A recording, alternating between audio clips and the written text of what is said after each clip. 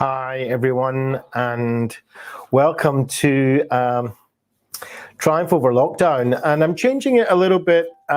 Maybe you noticed I took a week off last week and I didn't do any lives. So there was basically a reason for that. And the reason is that I felt I needed to take a little step back for a few days and actually do a little bit of self-care.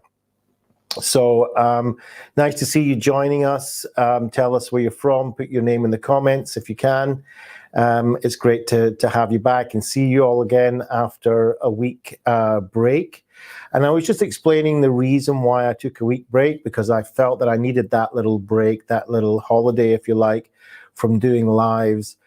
And while I was contemplating during that time, it really dawned on me, well, I knew this before, but it really kind of came up that we have to take care of the people that are doing the caring.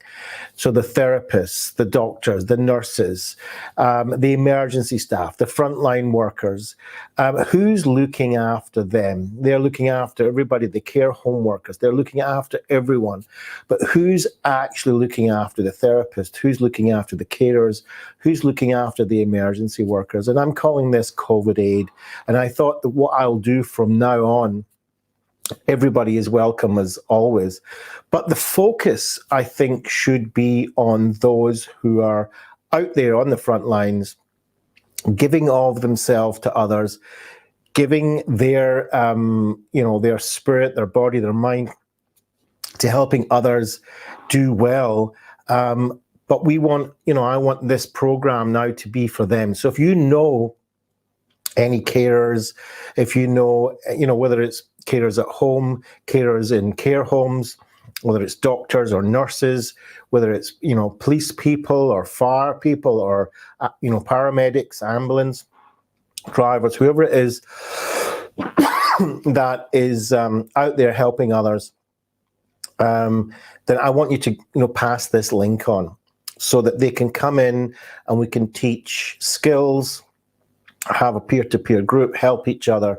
And that's why I thought of doing it at this hour in the day, so that, a lot of people are coming off shifts after long days in the hospitals or out in the streets, and we need something to kind of get them back into, emotional regulation so they can get a good night's sleep.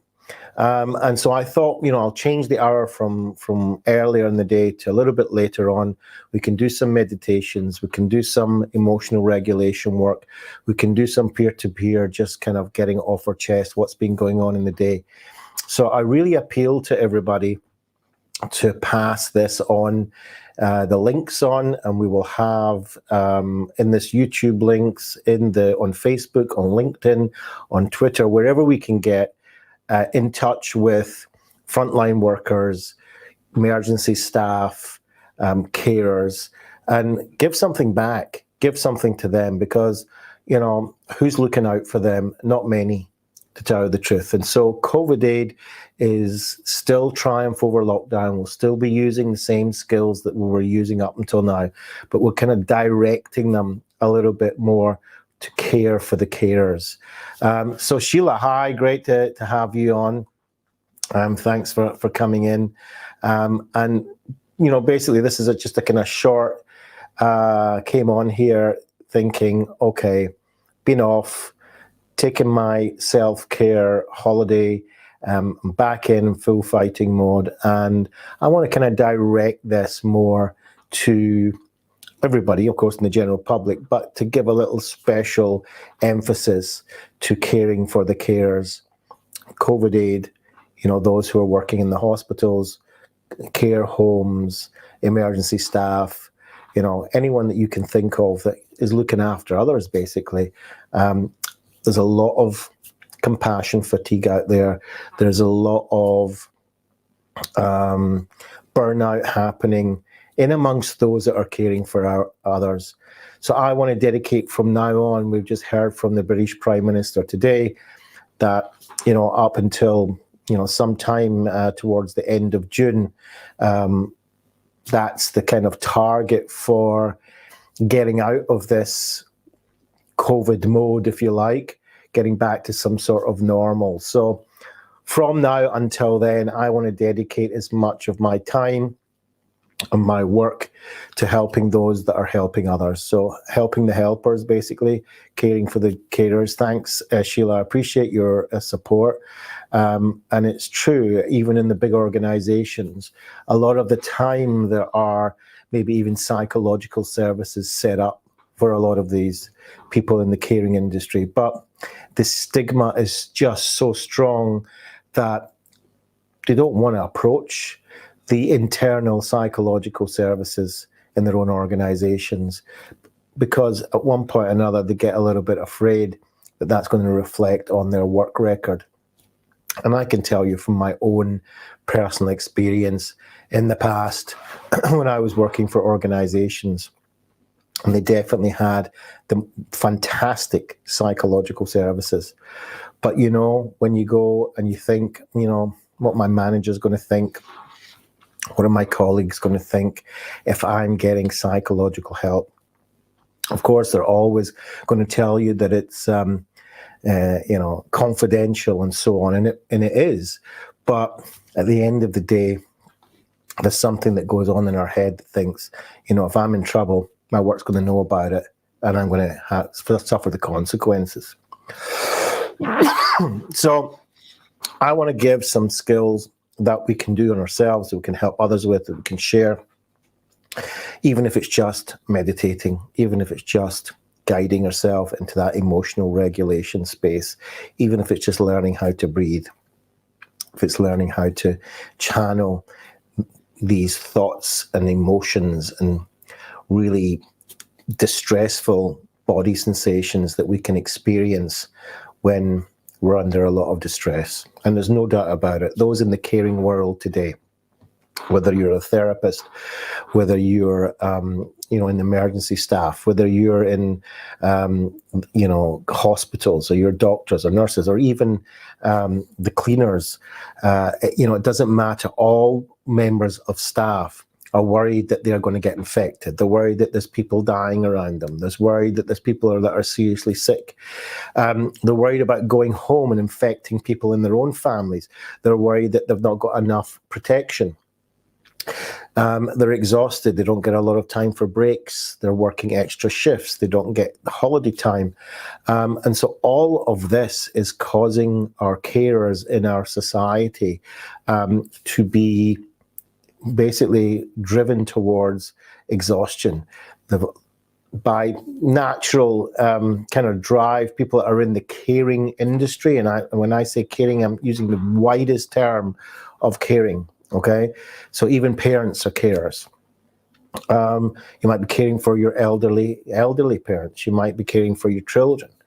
But the caring professions, by nature, people are empaths. They're sensitive. They want to give, and a lot of the times they give more than maybe they should, more than maybe they're able, more than maybe than they can. And there's lots of reasons for that. I'm one of them. So that's why I took my break for a week, kind of forced myself. It wasn't easy. When people are in this caring industry, for them to sit back for a few days, even take a day off, it's very difficult sometimes, because they feel that inner drive, that inner guilt, that inner shame that they're not out there doing what they feel they're meant to do. And that's sometimes takes courage in order to sit back. And it's not easy to sit back and say, you know what, I need to take care of myself. I need to put that oxygen mask on myself first, recharge the batteries, power the resources that are within me if I'm going to be able to help others. And it's the healthy way to do it. You know, you look in the cancer wards, look in the autoimmune wards in hospitals, and Dr. Gibor Mati will tell you that they are full of nice people. Okay, they're full of people that all they do is dedicate their lives to others. But what they didn't do was they didn't look after themselves a lot of the time. They neglect themselves. And eventually our bodies and minds react to that. And a lot of the times when people have autoimmune disease, of which cancer is one of them, a lot of the time it's because they are busy helping others and they've forgotten themselves. And it's not passing judgment on anybody, it's just a fact. And so, we've got to teach our helpers in this world. We've got to encourage the carers in this world. We've got to support the people that are out there helping us when we're in need, to also take time to take care of themselves, to also take time to have some time off. They need to have their meals on time. They need to have breaks. I know of people that working in the health industry and they're in busy wards and hospitals. And the time comes for them to have a break and they're hearing all the buzzers going off and people needing them as nurses and doctors. And so they can't afford themselves that break. They feel guilty even when they do. So they're not eating properly. They're not drinking properly. And they have compassion fatigue. They have burnout. They go home. They're still thinking about it. They're worried that maybe infecting families. They're worried about, not sleeping very well. And they've still got to get up very early in the morning and do double shifts and long shifts and night shifts and, everything that goes along with that. And so I want to try and do my bit to help those that are helping others. I've called it CovidAID. Please pass this link. We'll try and do it every night around about 9 o'clock.